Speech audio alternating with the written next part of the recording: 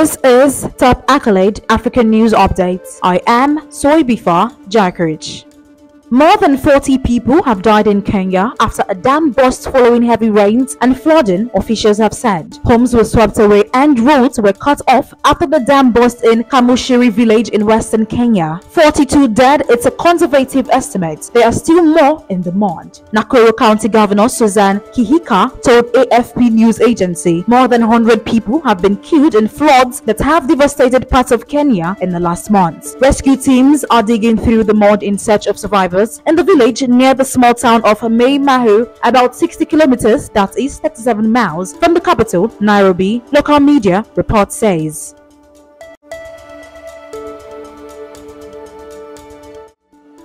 A Human Rights Watch report alleged the army killed 179 people in Soro village and 44 others in Northern, at least 56 of who were children, on 25th February. The NGO said this was among the worst army abuse incidents in the country in nearly a decade. Burkinabe authorities said they had opened a legal inquiry to establish the facts and condemn HRW reports. The minister also expressed his surprise that while his inquiry is underway to establish the facts and identify the authors, Human Rights Watch has been able, with a boundless imagination, to identify the guilty and pronounce its verdicts. In a statement released on Thursday, Human Rights Watch said the alleged mass killings appear to be part of a widespread military campaign against civilians accused of collaborating with Islamist armed groups and may amount to crimes against humanity. Villagers who survived the attack told Human Rights Watch that a military convoy of more than 100 soldiers descended on Northern village about 30 minutes after Islamist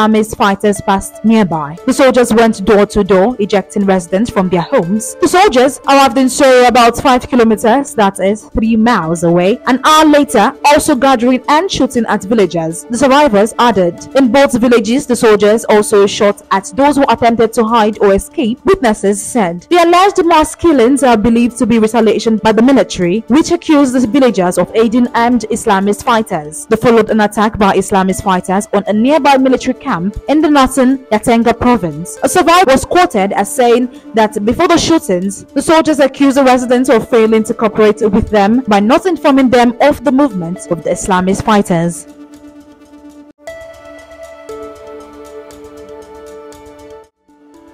A conservative MP says he was deported during a trip to Djibouti due to the East African country's close style to China. Tim Loftin, the MP for East Worthing and Shoreham, said he was detained for more than 7 hours before being escorted to a flight out of Djibouti earlier this month. Mr. Loftin, who had sanction imposed on him in 2021 by Beijing, said the experience was very lonely and frightening. China's Foreign Office has said the accusations are baseless. Mr. Loftin was in Djibouti for a 24-hour visit, which included a meeting with the British ambassador. He said when he arrived, his passport was scanned and he was asked what he did. Djibouti is effectively a vassal state of China. What China wants Djibouti kowtows to, and having a troublesome MP who has been sanctioned by China turning up on their doorstep was clearly something they didn't want to entertain. He said he was put on the next available flight out of the country. This was another example of how the tentacles of the Chinese Communist government extend far and wide, and their malign influence in sensitive parts of Africa is particularly worrying, he said. Yet, the intimidation of countless others who have dared to speak out against China's industrial-scale human rights abuses and who do not have the platform, an MP raises serious concerns.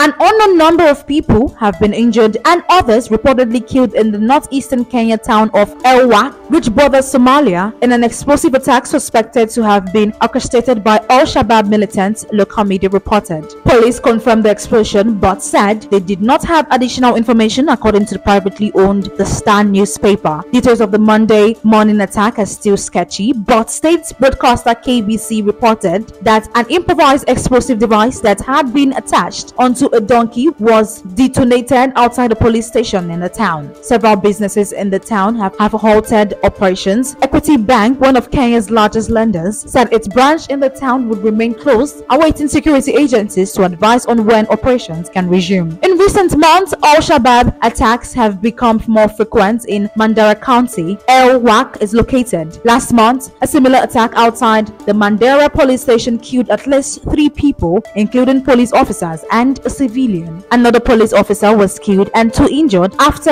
IEDs that had been planted on donkey carts exploded near the border crossing between the county and Somalia. That is the size of top accolade African news updates. You can follow us on our social media platforms as displayed on your screen. Happy Monday.